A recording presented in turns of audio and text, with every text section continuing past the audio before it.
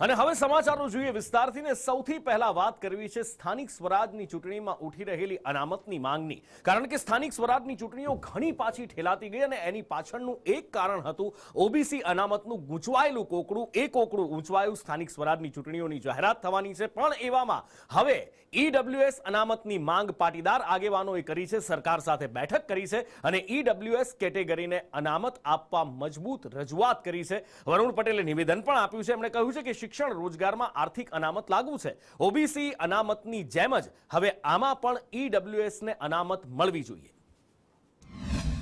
એ આર્થિક ધોરણે અનામત અત્યાર હાલ પૂરતી શિક્ષણ અને રોજગારમાં લાગુ કરવામાં આવી છે.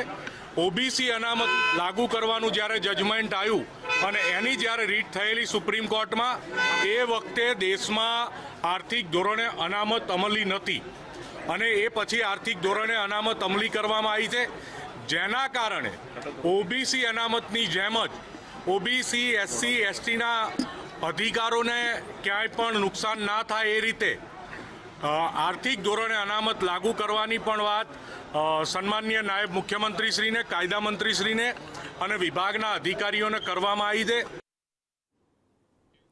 પાટીદાર સમાજ છેલ્લા ઘણા સમયથી એક સમસ્યાથી નિરાકરણ મેળવવા ઝઝૂમી રહ્યો છે. પાટીદાર અગ્રણીઓનું કહેવું છે કે એમની દીકરીઓને કેટલાક આવારા તત્વો અથવા તો વિધર્મીઓ ફસાવે છે, એના પિતાના પૈસા લૂંટે છે ને એ પછી દીકરીને તરછોડી દે છે. એટલે ભાગેડું લગ્ન માટે સરકાર કાયદો બનાવે અને આ જ રજૂઆત કરવા માટે પાટીદાર આગેવાનો સરકારને મળવા પહોંચ્યા હતા. સરકાર સાથે બેઠક કરી હતી. આ બેઠક પૂરી થઈ છે. થોડા દિવસો પહેલા સરદાર પટેલ ગ્રુપના લાલજી પટેલે પણ એક આરોપ લગાવ્યો હતો. તલાટી પર ખૂબ ગંભીર આરોપ લગાવ્યા હતા અને એ પછી એક્શન પણ લેવામાં આવ્યા હતા. પણ આજે સરકાર સાથે આ અગ્રણીઓની બેઠક થઈ છે. આશ્ચર્યજનક રીતે એમાં લાલજી પટેલ ક્યાંય દેખાયા નથી. પણ ખેર, લગ્નની નોંધણીમાં ફેરફાર કરવા માટે આ બેઠકમાં રજૂઆત કરાઈ છે. એવી રીતે કાયદો બનાવે અને સરકારે આજે અમારા જે મુદ્દાઓ હતા તેમાં અમને આશ્વસ્ત કર્યા છે કે ટૂંક સમયની અંદર કાયદો બનાવવામાં આવશે.